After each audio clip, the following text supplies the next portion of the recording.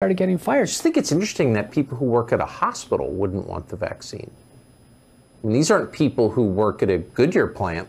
I mean, these are people who work around medicine. I mean, that's what they do for a living. They're around medicine. They're also around COVID. They have a much higher chance of getting infected with it if you work in a hospital. Well, listen, but they still don't want it. No, but they know the clinical trials. This is very important because we participate in the clinical trials. The FDA, Pfizer, Moderna, J&J, AstraZeneca strictly excluded COVID recovered, suspected COVID recovered, those with antibodies, pregnant women, women of childbearing potential who couldn't assure contraception. That is a huge group of exclusions. That's a giant part of the healthcare workforce. So of course they looked at that. It's a giant chunk of America. So Tucker, if they weren't eligible for the randomized trials and said, you know what, the FDA and the sponsors thought maybe there was a problem with safety or they had no chance of benefit and only a small chance of these safety events, exclude them, why would they electively go into an investigational program now?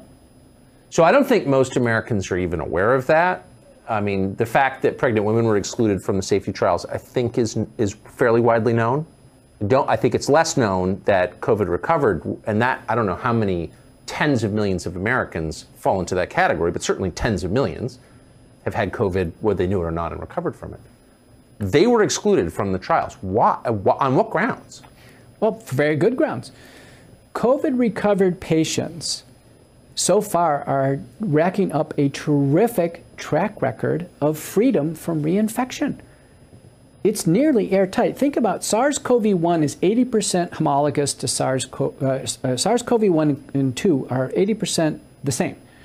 The first SARS pandemic, people had durable and complete immunity, 17 years so far. You don't get it twice. We've had 111 million people in the world who've gotten this infection. If there was a chance for double and triple infections in the same person, we would have seen it by the millions. If you look in the literature, maybe you can find 100 cases where someone says, you know, I think they got reinfected. And we look, and almost always it's a misinterpretation of one of these PCR tests, which is commonly false positive. Yes. And then someone's sick over here. The most recent one from France, it was a misinterpretation. One of the false narratives out there is you can get the infection twice. It's a false narrative. And the FDA... Why would people say that? Well, listen, the FDA and the sponsors knew that. Of course they excluded COVID recovered patients. They know you can't get it again. They're not going to have them in a clinical trial and have the clinical trial go to the null. They knew that. But when it came out, I think in an air of caution, this would be the innocent explanation, air of caution, they said, you know what, we'll make it available to everybody. But quickly making it available to everybody started to become a coercive thing. So now people are saying, listen, I'm COVID recovered, I'm pregnant, I was never even tested in the study. Is this safe? Remember, in pregnant women, the only thing we allow is the inactivated flu shot and the tetanus, diphtheria, and pertussis, which is inactive. We never let anything pathogenic into a woman's body who's pregnant. Never. When we give the vaccine, all the forms of the vaccine produce the viral spike protein. They produce one type, by the way, the Wuhan original type, which, by the way, is long gone in the United States. We got 14 strains right now. Wuhan original is not one of them. But you produce that in a high quantity in the body. That is directly pathogenic. It causes blood clotting. It damages the blood vessels, causes fever. So we are actually having women's bodies produce a pathogenic protein for a few days. And we don't do that with any other vaccine? Never. I'm trying not to use the F word on TV now, but I'm getting upset hearing this. Why would we do that? I'm not a public health official. I'm a doctor. I don't think like public health officials. It appears to be out of an air of we've had a year of this difficult time in America of trying to make a new product through American innovation available to everybody. And there was an idea of, we'll make it available and then try to weigh benefit and risk later on under the investigational use EUA period. As a doctor, I can tell you, I am not recommending pregnant women get the vaccine. I'm not recommending actually any of the excluded groups from the trials get the vaccine. We have no information on safety and we have no information on efficacy. It violates a simple medical practice principle. We don't use things where we don't have a signal of benefit or acceptable safety. We don't do it. And yet you're one of the very few physicians, particularly, I would say, eminent physicians, who's willing to say this in public. I want to put, for our viewers, I'm sure you've heard this 1,000 times, the other perspective. This is the president of Mount Sinai in New York pushing for mandatory vaccines. This is from a week and a half ago. Watch. Although it's always challenging in society to make things mandatory, perhaps in certain employment settings, especially where there's higher risk, we may as a society decide that mandatory vaccination is a reasonable thing to do in certain circumstances. Mandatory vaccination. So that is shocking on the one hand, because you never thought you would live to hear someone say that without shame in public. But it's not as shocking given the context we're living through now, where that's not considered extreme.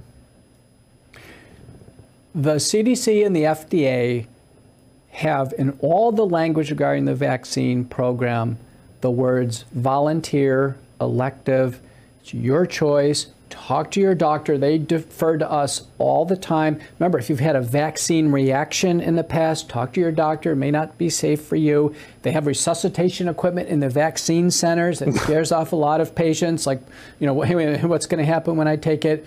Today, they were trying to do it at one of the big concerts or basketball games. I mean, this is really driving forward here.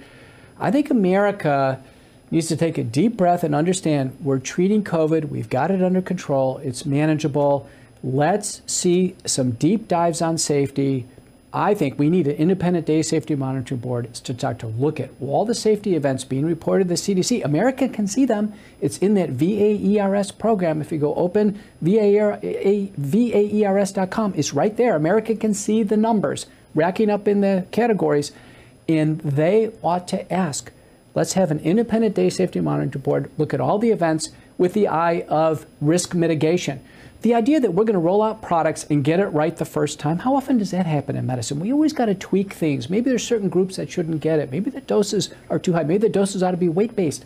There's all kinds of things to consider. So let me ask you, as a kind of final question, specific, that I think some of our viewers can probably relate to. American colleges have decided, almost as a group, not all of them, but we're clearly moving toward that, mandatory vaccines for kids returning to campus this fall. If you have a child in college hoping to return who has been infected and recovered from COVID, and that's many millions of people, how should you respond when your child's school says your child must get the vaccine? Those letters are coming in from concerned parents all over, and I can tell you, the first thing I encourage is get a copy of the policy and get a copy of the exemptions. Do you know that some of these institutions, they haven't even written a policy yet? They haven't even written a policy or have set of exemptions. They haven't even thought through this. He's on there saying mandatory vaccines. Wait, you got to get together. You got to write a policy. That guy's a lunatic and should be stripped of his medical But no, we have license. to consider risks and benefits. We've got to write a policy. There has to be exemptions. Think about this. We always vaccinate for the purpose of protecting the individual, because the individual takes on the risk. We never vaccinate an individual to protect somebody else. Never. Because that's asking the individual to take the risk for someone else's benefit.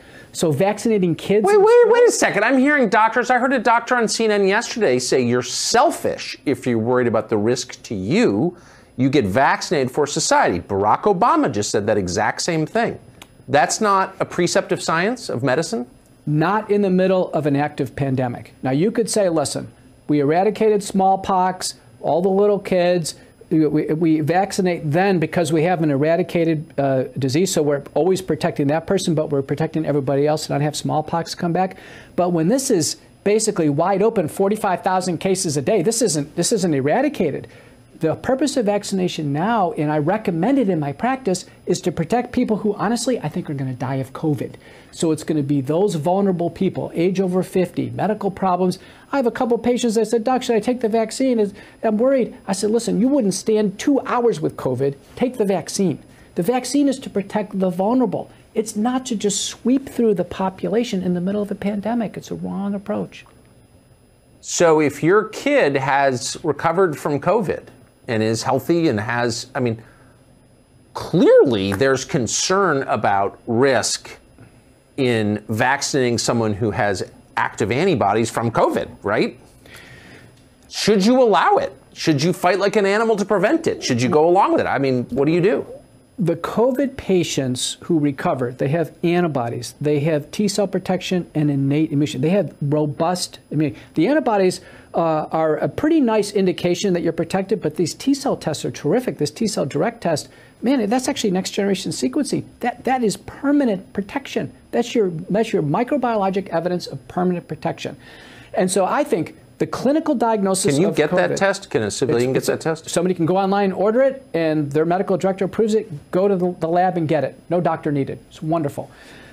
I think what parents ought to know is that children who are COVID recovered, the clinical diagnosis is good enough to confer immunity. I think the big question is suspected COVID recovery. You don't know. You never got a test, or you're not sure. Right. Then get the antibodies or the T-cell test, or both, and show proof of immunity. I hope some rational thinking comes down on America to say, listen, proof of having COVID or proof of being a survivor recovered will be good enough. Because otherwise, this is getting out of control. I've said for these passports, people are talking about green passports. I say, why don't you give a gold passport for the COVID recovered? They should get first class. They can't give it. Remember, the vaccines are not perfect. But that's not even under consideration. That's not even a public conversation.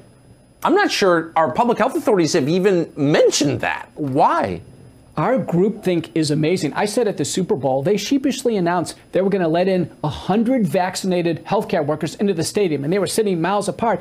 I said, why don't you fill up the stadium with 80,000 COVID survivors, have them have hot dogs and beer, and cheer that America's back. COVID recovered cannot give or receive the infection. We have to get to that important conclusion. Even I understand that. And I have a degree in Russian history from a third-rate college in Connecticut. So, like, every doctor must know that, right?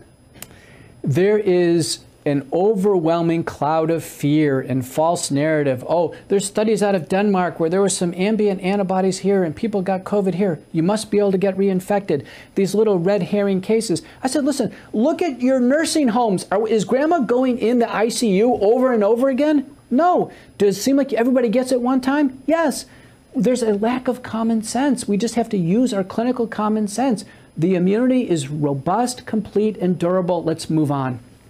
Man. Dr. Peter McCullough, one of the most upsetting conversations I have had in a long time, but much needed. Thank you very much. I really appreciate it. Dr. Peter McCullough. Look him up. That's Tucker Carlson Today. New episodes every Monday, Wednesday, and Friday here on Fox Nation. We will see you every weeknight at 8 p.m. on the Fox News Channel.